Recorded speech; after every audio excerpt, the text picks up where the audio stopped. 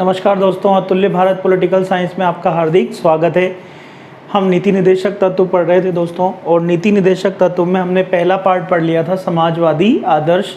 आज हम नीति निदेशक तत्व कंप्लीट कर लेंगे। इसमें दूसरा पार्ट है हमारा गांधीवादी आदर्श।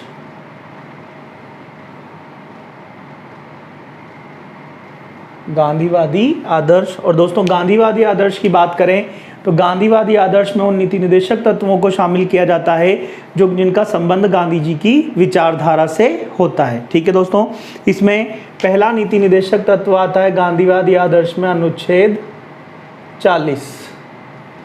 अनुच्छेद 40 में बताया गया है कि राज्य पंचायती राज का संगठन स्थापित करेगा। राज्य पंचायती राज का संगठन स्थापित करेगा। दोस्तों, गांधी जी की मान्यता ये थी कि भारत गांवों का देश है, और गांवों का देश होने के कारण अगर सही मायने में स्वशासन स्थापित करना है तो उसे गांव के स्तर पर स्थापित करना होगा दोस्तों। और गांव के स्तर पर स्वशासन का सबसे सरल माध्यम, सुगम माध्यम कौन सा है? पंचायती राज। तो यहाँ सरकार की जिम्मेदारी निर्धारित की गई है कि राज्य क्या करेगा, सरकार क्या करेगी? पंचायती राज का संगठन स्थापित करेगी। दूसरा इसमें आता है दोस्तों अनुच्छेद 43। अनुच्छेद 43 में बताया गया कि राज्य लघु कुटीर उद्योगों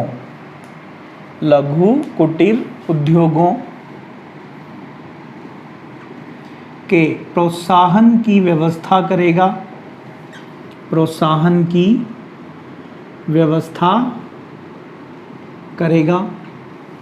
राज्य लघु कुटीर उद्योगों के प्रोत्साहन की व्यवस्था करेगा तथा अपने नागरिकों को न्यूनतम निर्वाह मजदूरी प्रदान करवाएगा।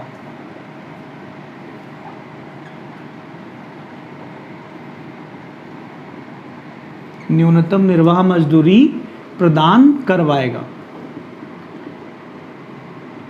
इसमें कहा गया है दोस्तों अनुच्छेद 43 में कि राज्य लघु और कुटीर उद्योगों के प्रोत्साहन की क्या करेगा? व्यवस्था करेगा।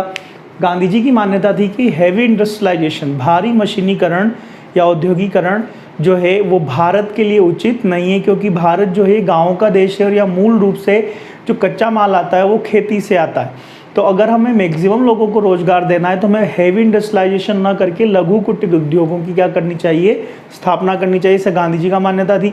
साथ ही साथ दोस्तों ये कहा गया है, सरकार की जिम्मेदारी तय की गई है कि वो लोगों को न्यूनतम निर्वाह मजदूरी प्रदान करवाए। इसका मतलब मजदूरी की दरें कम से कम इतनी रखी जाए कि लोग अपना जीवन यापन इसमें आराम से कर सके।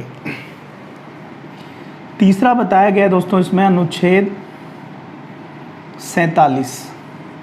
अनुच्छेद 47 कहता है कि राज्य अपने नागरिकों को न्यूनतम पोषाहार, राज्य अपने नागरिकों के लिए न्यूनतम पोषाहार की व्यवस्था करेगा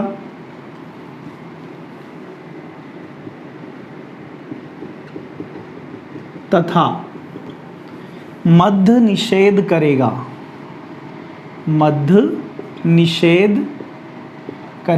और नशीली दवाइयों को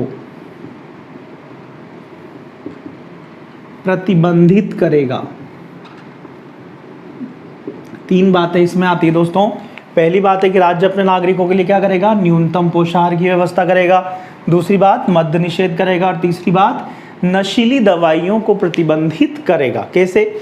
अनुच्छेद 47 में कहा गया कि किसी भी नागरिक को भूख से नहीं मरने दिया जाएगा। सरकार की जिम्मेदारी होगी। न्यूनतम पोषाहार कौन प्रोवाइड करवाएगा?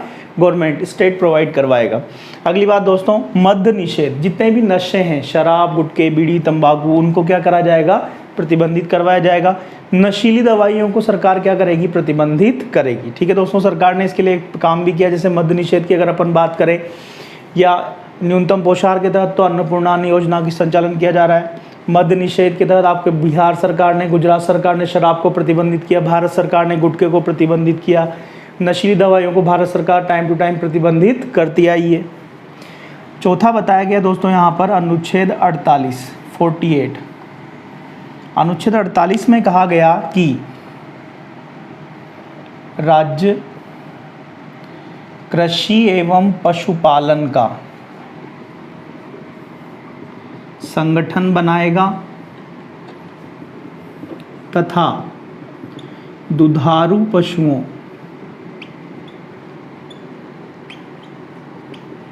जैसे गोवंश, दुधारू पशुओं जैसे गोवंश के वध पर प्रतिबंध लगाएगा। इसको समझना दोस्तों, अनुच्छेद 48 से सवाल बनाए सेकंड ग्रेड के एग्जाम में, आरपीएससी सेकंड ग्रेड टीचर के एग्जाम में यहाँ से सवाल पूछा गया कि किस अनुच्छेद में व्यवस्था की गई कि राज्य गोवंश के वध पर प्रतिबंध लगाएगा, तो कौन सा अनुच्छेद आएगा? अनुच्छेद 48। इसमें कहा गया है कि सरकार क्या करेगी? कृषि और पशुपालन का संगठन बनाएगी और जितने भी दूध देने वाले पशु, जिन्हें हम दुधारू पशु कहते हैं, उनके वध पर सरकार क्या लगाएगी? प्रतिबंध लगाएगी। सरकार की जिम्मेदारी बताई गई है। इसमें गांधीवादी आदर्श में आखिरी अनुच्छेद है हमारा अनुच्छेद 48A। इसे संविधान में जोड़ा गया था 42वें संविधान संशोधन 1976 से। इसमें बताया गया है कि राज्य पर्यावरण संरक्षण करेगा तथा वन और वन्य जीवों के संरक्षण की व्यवस्था करेगा। दोस्तों याद रखना, यहाँ पे बताया गया अनुच्छेद 48 में, इस 48A में इसे 42वें संशोधन 1976 से जोड़ा गया। इसमें कहा गया है कि राज्य पर्यावरण का संरक्षण करेगा और वन्य जीवों के संरक्षण की व्यवस्था बनाएगा। इसी के आधार पर भारत में जो पर्यावरण संरक्षण अधिनियम बनाया गया, उसका आधार अनुच्छेद 48A को माना जाता है। एक बार फिर से बता रहा हूँ, गांधीवादी आदर्श में हमने 5 नीति निर्देशक तत्व पढ़े। पहला पढ़ा अनुच्छेद 40, इसमें कहा गया कि राज्य पंचायती राज का संगठन स्थापित करेगा। दूसरा पढ़ा अनुच्छेद 43, इसमें कहा गया कि राज्य लघु कुटीर उद्योगों के प्रोत्साहन की व्यवस्था करेगा तथा अपने नागरिकों को न्यूनतम निर्वाह मजदूरी प्रदान करवाएगा। तीसरा हमने पढ़ा अनुच्छेद 47, इसमें कहा गया कि राज्य अपने नागरिकों के लिए न्यूनतम पोषाहार की व्यवस्था करेगा, मद्य निषेध करेगा और नशीली दवाइयों को प्रतिबंधित करेगा। इसके बाद हमने देखा चौथा अनुच्छेद 48, इसमें कहा गया कि राज्य कृषि एवं पशुपालन का संगठन बनाएगा और दुधारू पशुओं जैसे गोवंश के वध पर क्या लगाएगा? प्रतिबंध लगाएगा। फिर हमने पढ़ा अनुच्छेद 48 है, इसे संविधान में जोड़ा गया था 42वें संविधान संशोधन 1976 से। इसमें कहा गया कि राज्य पर्यावरण संरक्षण करेगा तथा वन और वन्य जीवों के संरक्षण की व्यवस्था करेगा। क्लियर है पूरी बात ये? ठीक है। हम तीसरा देखने जा रहे हैं, उदार आदर्श।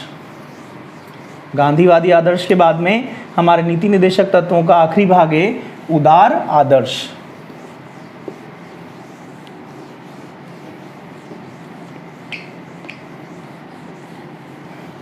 दोस्तों उदार आदर्शों को ध्यान से समझना, इस बार यहाँ से सवाल बनने की पूरी संभावना है।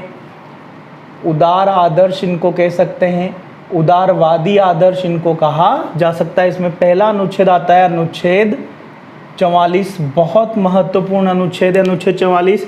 इसमें कहा गया है कि राज्य अपने नागरिकों के लिए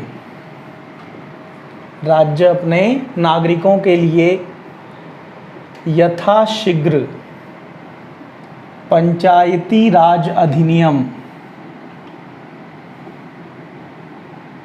बनाएगा। राज्य अपने नागरिकों के लिए यथाशीघ्र एक समान नागरिक संहिता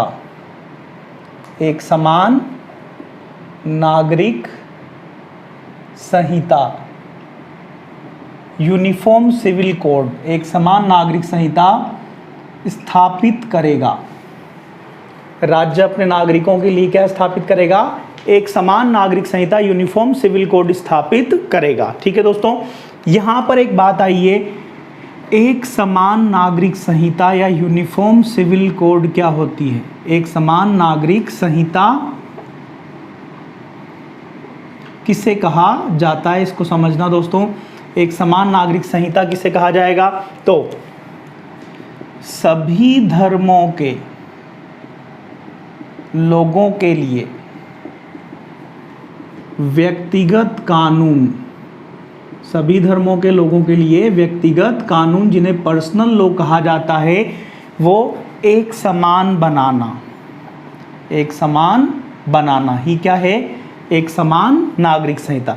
हमारे देश में धर्म के आधार पर पर्सनल लॉ, व्यक्तिगत कानून अलग अलग बनाए हुए हैं। जैसे हिंदू पर्सनल लॉ अलग बनाया हुआ है, मुस्लिम पर्सनल लॉ अलग बनाया हुआ है, सिख पर्सनल लॉ अलग बनाया हुआ है, क्रिश्चियन पर्सनल लॉ अलग बनाया हुआ है, ट्राइबल पर्सनल लॉ अलग बनाया हुआ है। सब धर्म के लोगों के लिए व्यक्तिगत कानून या पर्सनल लॉ एक समान बनाना ही क्या कहलाता है, समान नागरिक संहिता कहलाता है। ठीक है दोस्तों, इसके बाद में हमारा अगला आएगा दूसरा अनुच्छेद 49।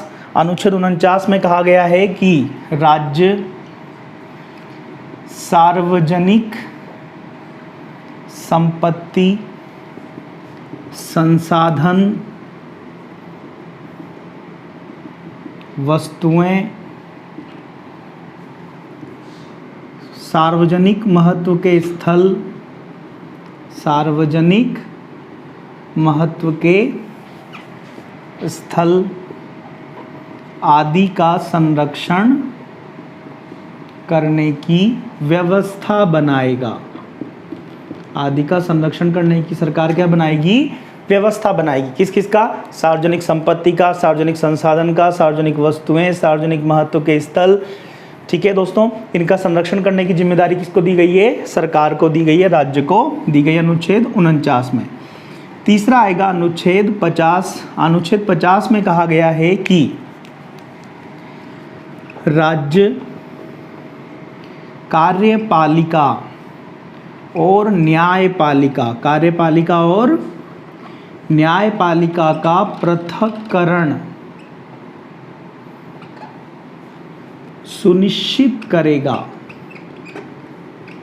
इसका मतलब है दोस्तों कि सरकार की जिम्मेदारी होगी ये तय करना कि कभी भी न्यायपालिका सरकार का काम ना करे और सरकार न्यायपालिका का काम ना करे, क्योंकि अगर ऐसा होगा तो लोगों को न्याय नहीं मिल पाएगा। आखिरी अनुच्छेद है दोस्तों हमारा अनुच्छेद 51। अनुच्छेद 51 में कहा गया है कि राज्य अंतर्राष्ट्रीय शांति और सुरक्षा की अभिवृद्धि की व्यवस्था करेगा। राज्य अंतर्राष्ट्रीय शांति और सुरक्षा की अभिवृद्धि की क्या करेगा, व्यवस्था करेगा। दोस्तों इसी अंतर्राष्ट्रीय शांति और सुरक्षा की अभिवृद्धि के आधार पर भारत सरकार अपनी क्या बनाती है, विदेश नीति बनाती है। इसी के आधार पर भारत सरकार अपने अंतर्राष्ट्रीय संबंधों का निर्धारण करती है। इसी के आधार पर भारत सरकार विदेशों में शांति सेना भेजती है। इस सब का आधार कौन सा अनुच्छेद माना जाता है, अनुच्छेद 51 माना जाता है। ठीक है, एक बार फिर से बता दे रहा हूँ। उदार आदर्श में हमने 4 नीति निर्देशक तत्व देखे हैं। पहला हमने देखा अनुच्छेद 44, इसमें कहा गया कि राज्य अपने नागरिकों के लिए यथाशीघ्र एक समान नागरिक संहिता स्थापित करेगा। दोस्तों अभी तक भारत में इसकी स्थापना केवल गोवा ने 2013 में की है। केवल भारत में किसने की है इसकी स्थापना, गोवा ने की है। एक समान नागरिक संहिता क्या होती है दोस्तों, सभी धर्म के लोगों के लिए व्यक्तिगत कानून एक समान बनाना ही क्या कहलाएगा, समान नागरिक संहिता कहलाएगी। व्यक्तिगत कानून में क्या होता है, तो व्यक्तिगत कानून में विवाह के नियम, तलाक के नियम, उत्तराधिकार के नियम, इन तीनों को शामिल किया जाता है। व्यक्तिगत कानून में क्या क्या शामिल होता है, विवाह के नियम, उत्तराधिकार के नियम और तलाक के नियम। अनुच्छेद 49 में कहा गया कि राज्य सार्वजनिक संपत्ति, संसाधन, वस्तुएं और सार्वजनिक महत्व के स्थल आदि का संरक्षण करने की व्यवस्था करेगा। अनुच्छेद 50 में कहा गया कि राज्य कार्यपालिका और न्यायपालिका का पृथक्करण सुनिश्चित करेगा। और अनुच्छेद 51 में कहा गया कि राज्य अंतर्राष्ट्रीय शांति और सुरक्षा की अभिवृद्धि की व्यवस्था करेगा। अनुच्छेद 51 के आधार पर भारत सरकार अपने क्या बनाती है, विदेश नीति का निर्माण करती है, अंतर्राष्ट्रीय संबंध बनाती है और विदेशों में शांति सेना भेजती है। ठीक दोस्तों, यहाँ हमारे नीति निर्देशक तत्व क्या हो जाते हैं, कंप्लीट हो जाते हैं। धन्यवाद।